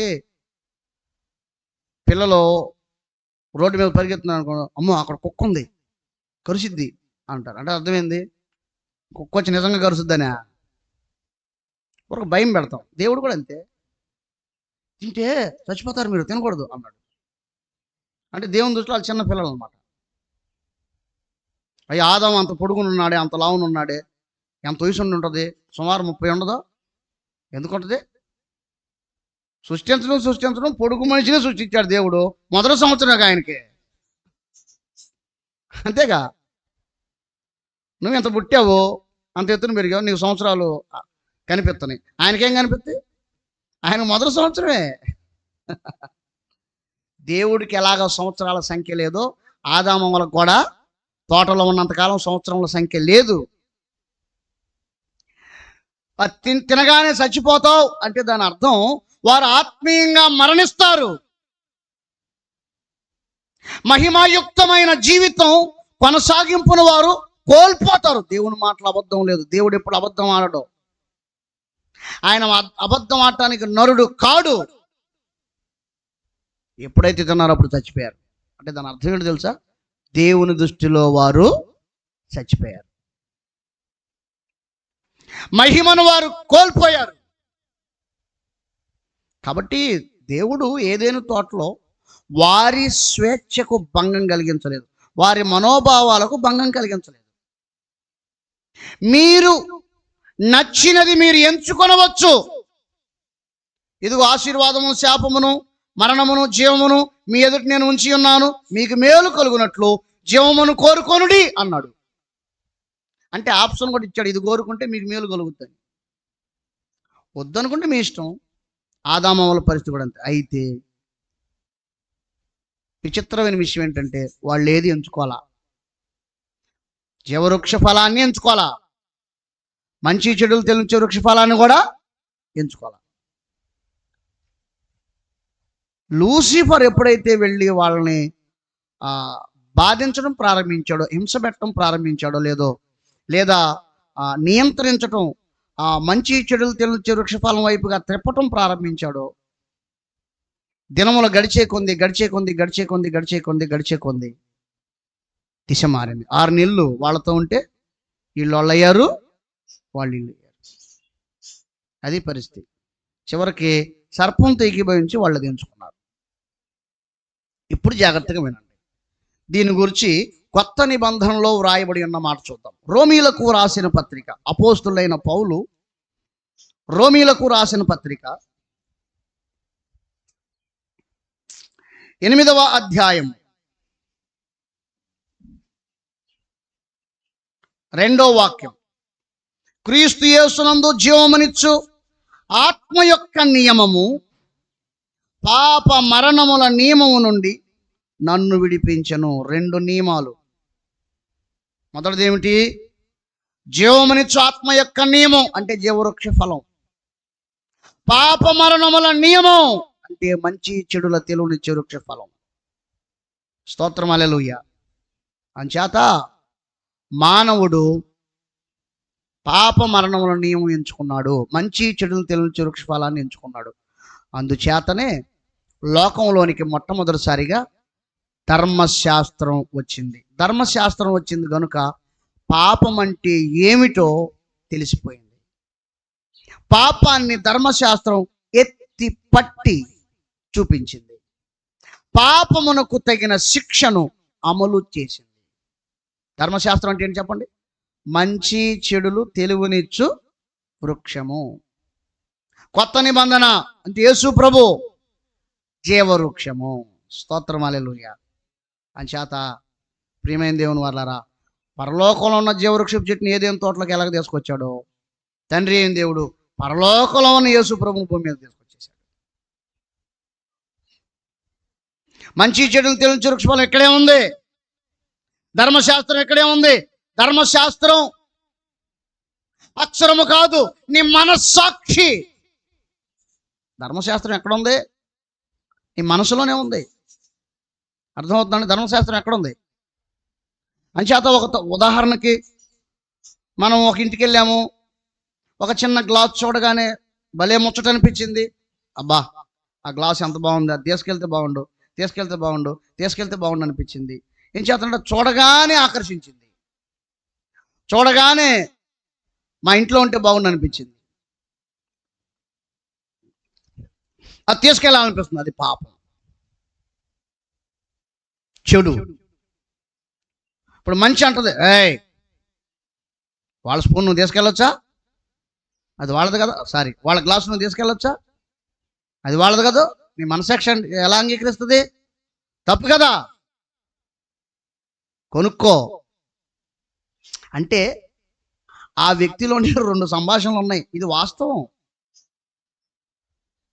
లోపల ఉన్న చెడేమో తీసుకెళ్ళంటది, మంచి ఏమో తీసుకెళ్ళొద్దంటది. అంటే మనిషి తన మనస్సాక్షిలో న్యాయ నిర్ధారణను కలిగి ఉన్నాడు. పాప చెడు ఉద్దేశాలు కలిగి ఉన్నాడు. అందుచేత అట్టి ఆలోచనలను బట్టి మోషే 10 ఆజ్ఞలను 100 ముక్కలుగా చేసి 4 పుస్తకాలు ఎక్స్ట్రా రాశాడు. అంటే మనసు ఆలోచన బట్టి, మనసులో చేసి జరిగే సంభాషణ బట్టి, పోరాటాలను బట్టి అనేక విషయాలు రాశాడు. సరిహద్దుల గురించి రాశాడు, తల్లిదండ్రుల గురించి రాశాడు, పిల్లల గురించి రాశాడు, ఎద్దుల గురించి రాశాడు, తీర్పుల గురించి రాశాడు. చాలా విషయాలు ఉంటాయి. రాజ్యాంగం చాలా అద్భుతంగా ఉంటుంది. మీరు ద్వితీయోపదేశకాండం చదవండి, ఒక్కొక్క విషయం చాలా అద్భుతంగా ఉంటుంది. అందుచేత మానవుడు ఎంచుకున్న మార్గం మంచి చెడులు తెలియని కాబట్టి దేవుడు మొట్టమొదటి ధర్మశాస్త్రాన్ని ఇచ్చాడు. తర్వాత ఏమి ఇచ్చాడంటే జీవవృక్షమైన యేసు ప్రభువుని ఇచ్చాడు. దేవునికి స్తోత్రం, హల్లెలూయా. చెప్పండి హల్లెలూయా. అయితే దేవుని యొక్క మహాకృప ఏమిటంటే మనం జీవవృక్షపు చెట్టు యొద్దకు వచ్చాము. ఎక్కడికి వచ్చాము? జీవవృక్షపు చెట్టు యొద్దకు వచ్చాము. అందుకే అంటాడు, మీ పితరులు అరణ్యంలో మన్నాను తినినను చనిపోయారు, నా శరీరం తిని నా రక్తం దాగువాడు నిత్య జీవం గలవాడు అవుతాడు, అంత్య దినము నేను వాడిని లేపుతాను అన్నాడు. స్తోత్రం, హల్లెలూయా. అంటే యేసు ప్రభువుని తిన్నవాడు బ్రతుకుతాడు, మన్నా తిన్నవాడు చస్తాడు. ఈ మాటలు వినుచున్న వారలారా, మన్నా దేవదూతల ఆహారం, యేసు ప్రభు దేవుడు. దేవదూతల ఆహారానికి దేవుడికి తేడా లేదో? అర్థమైందండి? దేవదూతల ఆహారానికి దేవుడికి తేడా లేదో? పాస్టర్ గారు వచ్చి మాట్లాడేదానికి దేవుడు వచ్చి మాట్లాడే తేడా లేదో? నేను మనిషిని కదా, ఆయన దేవుడు కదా. మన్నా కూడా అంతే. అది బహుశా ఒకవేళ పరలోకం నుంచి రావచ్చు, కానీ దేవుని కంటే మించినది కాదు. అసలు పరలోకంలో దేవునికి మించింది అది లేదు. దేవునికి స్తోత్రం, హల్లెలూయా. కాబట్టి వాళ్ళు ఎంచుకున్న మార్గాన్ని బట్టి మానవ జాతికి పాపం వచ్చింది, ధర్మశాస్త్రం వచ్చింది. అయితే యేసు ప్రభుల వారు జీవవృక్ష ఫలం వలె వచ్చి మనుషులందరినీ జీవంలోకి తీసుకెళ్తున్నారు. అందుకని యేసు ప్రభుల వారు ఏమన్నారు? నా మాట విని నన్ను పంపిన వాని యందు విశ్వాసం ఉంచు ప్రతివాడు మరణంలో నుండి జీవంలోకి దాటి ఉన్నాడు. జీవవృక్షంలోకి వచ్చేసాము. దేవునికి మహిమ కలుగును గాక. కాబట్టి ప్రియమైన దేవుని వాళ్ళారా, ఇది మనం అర్థం చేసుకుందాం. ఆ ఫలము అంటే ధర్మశాస్త్రము, ఫలము అంటే యేసుక్రీస్తు. చెప్పండి, మంచి చెడులు తెలియచే ఫలం అంటే ఎవరు? ధర్మశాస్త్రము. అందుకే ధర్మశాస్త్రం వచ్చింది. వాళ్ళు జీవవృక్షాన్ని ఎంచుకుంటే ధర్మశాస్త్రం అవసరం లేదు. వచ్చేదే కాదు, డైరెక్ట్ యేసు ప్రభువే వచ్చేవాడు. వాళ్ళు ఎంచుకున్నారు కాబట్టి ధర్మశాస్త్రం ఇచ్చాడు. ఆ తర్వాత జీవవృక్ష ఫలమైన యేసు ప్రభుని ఇచ్చాడు. ఆయన ద్వారా మనం అందరూ జీవంలోకి వెళ్తున్నాం. ఈ 2 ఫ్రూట్స్, ఈ 2 నిబంధనలు నీ మనసులో పెట్టుకో. ఇప్పుడు ఇక నుండి ప్రారంభిస్తున్న సెక్షన్ సందేశాలన్నీ నీకు అర్థమవుతాయి. దేవునికి మహిమ కలుగును గాక. ఇంతవరకు నేనేం చేశాను చెప్పండి? పునాది వేసుకున్నాను. ఏం వేసుకున్నాను? మచ్చుకు ఒక మాట చెప్పి నేను ముగిస్తా. చూడండి, యోహాను పత్రిక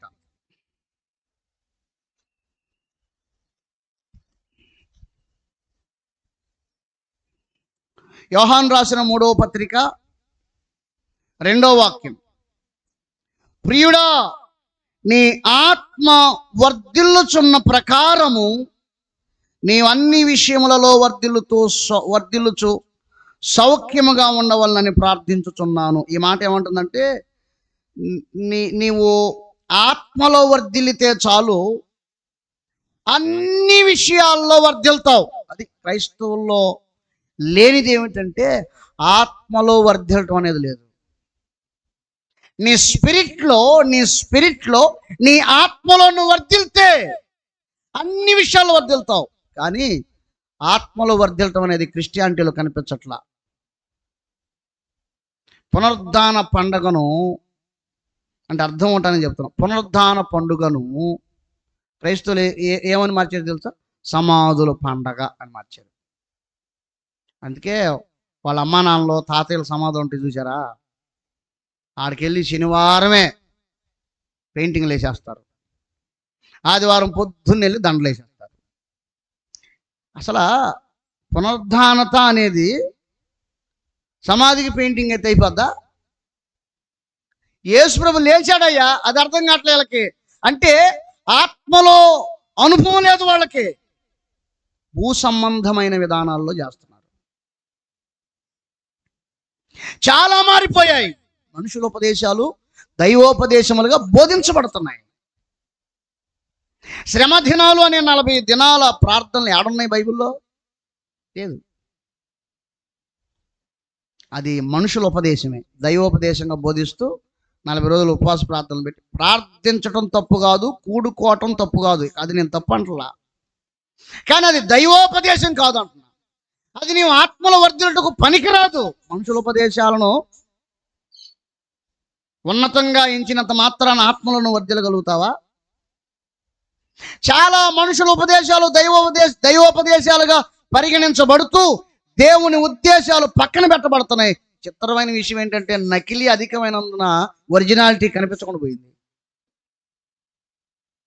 నకిలీ విస్తారంగా ఉంటే ఒరిజినాలిటీ ఎక్కడో ఉంది. అది అసలు కానరాదు, ఉంది కానరాట్లా. అది ఆత్మలో వర్ధిల్లే వాని దగ్గరే ఉన్నది. దేవుని స్తోత్రం, హల్లెలూయా. అందుచేత ఈ సందేశం ఏంటంటే ఆత్మలో ఫలించుట. నీకు ఆత్మలో మార్పు రావాలి, ఆత్మలో ఎదుగుదల రావాలి, ఆత్మలో నువ్వు నానాటికి ఎదగాలి, ఆత్మలో వర్ధిల్లాలి, ఆత్మలో ఫలించాలి, ఆత్మలో విస్తరించాలి. దేవునికి స్తోత్రం, హల్లెలూయా. చెప్పండి హల్లెలూయా. అందుచేత శరీరము ఆత్మ ఈ రెంటికి ఎప్పుడు వివాదం జరుగుతుంది. శరీరానుసారు శరీర విషయాల మీద మనసు ఉంచుతారు, ఆత్మానుసారు ఆత్మ సంబంధమైన విషయాల మీద మనసు ఉంచుతారు. చూడండి ఎక్కడ ఉందా మాట. రోమీలకు రాసిన పత్రిక, అపోస్తులైన పౌలు రోమీలకు రాసిన పత్రిక 8వ అధ్యాయం 5వ వచనం. శరీరానుసారులు శరీర విషయముల మీద మనసుంతురు, ఆత్మానుసారులు ఆత్మ విషయం మీద మనసుంతురు. శరీరానుసారమైన మనసు మరణము, ఆత్మానుసారమైన మనసు జీవమును సమాధానమునై ఉన్నది. ఇంతకీ మన మనసు ఏదో శరీరానుసారమైందా ఆత్మానుసారమైందా ఇట్టే తెలుసుకోవచ్చు. వీళ్ళు శరీరులా ఆత్మీయులా అనేది చాలా సులువుగా తెలుసుకోవచ్చు. వాళ్ళ ప్రవర్తన మీద, వారి ముఖ కవళికను బట్టి, వారి ప్రవర్తన బట్టి, వారి ప్రార్థనా జీవితాన్ని బట్టి, వారి వాక్య ధ్యానాన్ని బట్టి, వారు చేసే పరిచర్యను బట్టి, దేవుని సన్నిధికి కుతూహలంగా పరిగెత్తే దాన్ని బట్టి అర్థమైపోతుంది వాళ్ళ శరీరంలో ఆత్మీయులో. అంచేత చాలామందికి దేవుని సన్నిధిలో అధికంగా గడపడం ఇష్టం ఉండదు. సినిమాలకు వెళ్ళాలంటే ఇష్టం, ఇంకా లోకం సంబంధమైన వాటిలో తిరగాలంటే ఇష్టం, ఫ్రెండ్స్ అంటే ఇష్టం, ఫోన్ అంటే ఇష్టం, ల్యాప్టాప్ అంటే ఇష్టం, తినటం అంటే ఇష్టం, నిద్రపోవటం అంటే ఇష్టం, తిరగటం అంటే ఇష్టం, పనికి మాలిన చెత్త చెదారం చేయటం అంత ఇష్టం. అంటే వాళ్ళు ఎవరు? శరీరానుసారులు. కొందరు అలా ఉండరు. దేవుని సన్నిధి అంటే ఇష్టం, మందిరం అంటే ఇష్టం, పరిచర్య అంటే ఇష్టం, ప్రార్థన అంటే ఇష్టం, వాక్య ధ్యానం అంటే ఇష్టం, అభిషేకం అంటే ఇష్టం, దర్శనం అంటే ఇష్టం, ఆత్మలో వర్ధిల్లటం అంటే ఇష్టం, ఇదిగో అభిషేకం చేత నింపట్టడం అంటే ఇష్టం, వరముల చేత నింపట్టడం అంటే ఇష్టం, దర్శనాలు చూడటం అంటే ఇష్టం, సువార్తకు వెళ్ళటం అంటే ఇష్టం, పాటలు పాడటం అంటే ఇష్టం. వీళ్ళ మనసు ఎప్పుడు వాటి కొరకే పరితపిస్తూ ఉంటుంది. వీళ్ళెవరో ఆత్మానుసారం. ఇంతకీ ఈ రెండిట్లో నువ్వెవరివే? అద్దం దగ్గరికి వెళ్తే నీ ముఖం చూపించుద్ది నువ్వెవరువో, వాక్యం దగ్గరికి వస్తే నీ హృదయం చూపించుద్ది నువ్వెవరువో. ఈ మాటల్ని ఏం చూపిస్తున్నాయి నీకు? నువ్వు శరీరానుసారివా, ఆత్మానుసారివా? నీ ఆత్మలో వర్ధిల్లుచున్న కొలది అన్ని విషయాల్లో నువ్వు వర్ధిల్తావు. దేవునికి స్తోత్రం, హల్లెలూయా. మంచిది, ఈ సెక్షన్ ముగించుకుందాం. నెక్స్ట్ సెక్షన్ నుంచి ఆత్మలో వర్ధిల్లుటంటే ఏంటో మాట్లాడుకుందాం. ప్రభు ఈ మాటలు దీవించును గాక. మోకాళ్ళేండి, ప్రార్థనలోకి వెళ్దాం. నిలువు మోకాళ్ళ మీదకి రావాలి త్వరగా.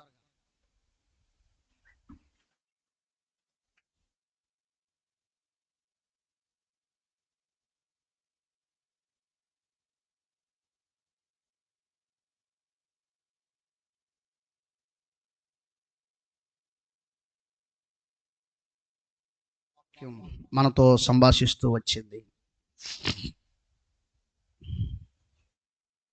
వారు తీసుకున్న ఆ నిర్ణయం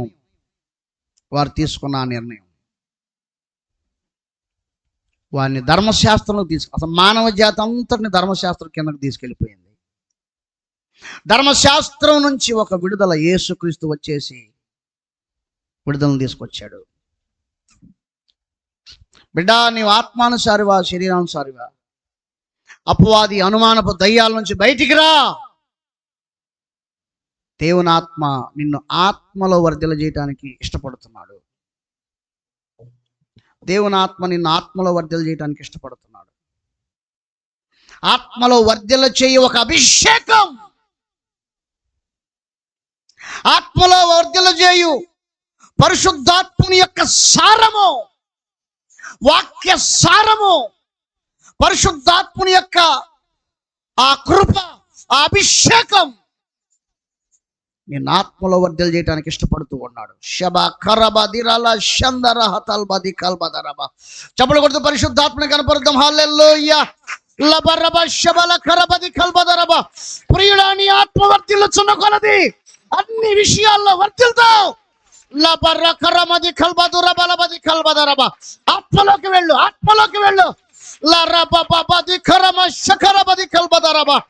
లిబర కరబది కర్బ శబల్బది కల్బదుర బలబదరబా. ఆత్మలోనికి వెళ్ళు. లకరబది రబ శబ హరబది కర్బదుర బలబదరబా. అనుమానపు దయ్యములన్నీ పారిపోను గాక. దేవుని ఆత్మ చేత నింపబడదు గాక. అపవాది భ్రమలు యేసు నామములో కాలిపోను గాక. పరిశుద్ధాత్మ శక్తి చేత తాకబడుతున్నావు ఇప్పుడు. రషబల కరబది కరబదుర బలబదరబా. Thank you Jesus. Hallelujah, hallelujah. పరిశుద్ధమైన మా తండ్రి, మా రాజా, మీకే వందనాలు, స్తోత్రాలు నాయన. మేము శరీరానుసారము కాక ఆత్మానుసారముగా ఉండునట్లు కృప దయచేయండి. ఆదాము హవ్వలు ఎంచుకున్న కారణము చేత, మంచి చెడు తెలియనిచ్చే వృక్ష ఫలమును ఎంచుకున్న కారణము చేత ధర్మశాస్త్రం భూమి మీదకి వచ్చింది. మనుషులందరూ ధర్మశాస్త్రమునకు లోబడవలసి వచ్చింది. దేవా, మేమైతే క్రీస్తుని అంగీకరించిన కారణము చేత నిత్యత్వములోకి చేరుకుంటాం ప్రభువా. దేవా, ఇక మేము ధర్మశాస్త్రమునకు లోనైన వారము కాము. విడుదల నొంది క్రీస్తు ఆత్మ చేత నింపబడి ఆత్మలో వర్ధిల్ల వారమై ఉన్నాము నాయన. ఆత్మ చేత నడిపించబడు వారమై ఉన్నాము. ఓ ఆత్మ చేత తాకబడు వారమై ఉన్నాము, నింపబడు వారమై ఉన్నాము, ఆత్మలో కొనిపోబడు వారమై ఉన్నాము. ఆత్మ సంబంధులుగా ఉన్నాము. దేవుని ఆత్మ సంగతులను పరిశోధించు వారమై ఉన్నాము. ఆత్మ యొక్క సంగతులను ఆత్మ సంబంధమైన సంగతులతో సరిచూచుచు ఆత్మలో దేవా కొనిపోబడుతూ ఉన్నాము నాయన. యోహాను వలె యేసు నామములో ఆత్మలో కొనిపోబడుదుము కాక, ఆత్మ వశులగుదుము కాక. ల రహస్యకన మధుర ల శల్దరహ. దేవుని ఆత్మ మన మధ్యలో ఉన్నాడు, మన మధ్యలో సంచరిస్తున్నాడు, నింపుతున్నాడు, ఫుల్ఫిల్ చేస్తున్నాడు. నింపబడి పరిశుద్ధాత్మ చేత అందరూ అందరూ చెప్పని వద్ద పరిశుద్ధాత్మతో నింపబడదాం. నింపబడి దేవుని ఆత్మ చేత, నింపబడి పరిశుద్ధాత్మ చేత. ఆత్మలో ఆత్మలోనికి వెళ్ళు, శరీరపు ఆలోచన విడిచిపెట్టు, ఆత్మలోనికి వెళ్ళు. కొనిపోవాడు, ఆత్మ వశమైపో. షకరబది కల్బదరబ లకరబ షల్దర హతల్బది కల్బదరబ. Thank you holy spirit, thank you holy spirit, thank you holy spirit. పరిశుద్ధాత్ముడా, మమ్మల్ని నెక్స్ట్ సెక్షన్ కొరకు సిద్ధపరచండి. ఆత్మ మండలాలలోనికి నడిపించండి. మీకు సమస్త మహిమలు ఘనతలు ఆరోపిస్తూ నూతనత్వంలోకి తీసుకెళ్ళండి. వాక్యం యూట్యూబ్ లైవ్లో వినుచున్న వారి జీవితాల్లో ఆశ్చర్యకరమైన మార్పులు ఇచ్చి కార్యాలు చేయమని సమస్త మహిమలు మీకు అర్పిస్తూ యేసు నామములో ప్రార్థించి పొంది ఉన్నాము తండ్రి, ఆమేన్. సమస్త జ్ఞానానికి మించిన దేవుని సమాధానం యేసుక్రీస్తు వలన మనందరి హృదయములకు తలంపులకు కావలి ఉండును గాక.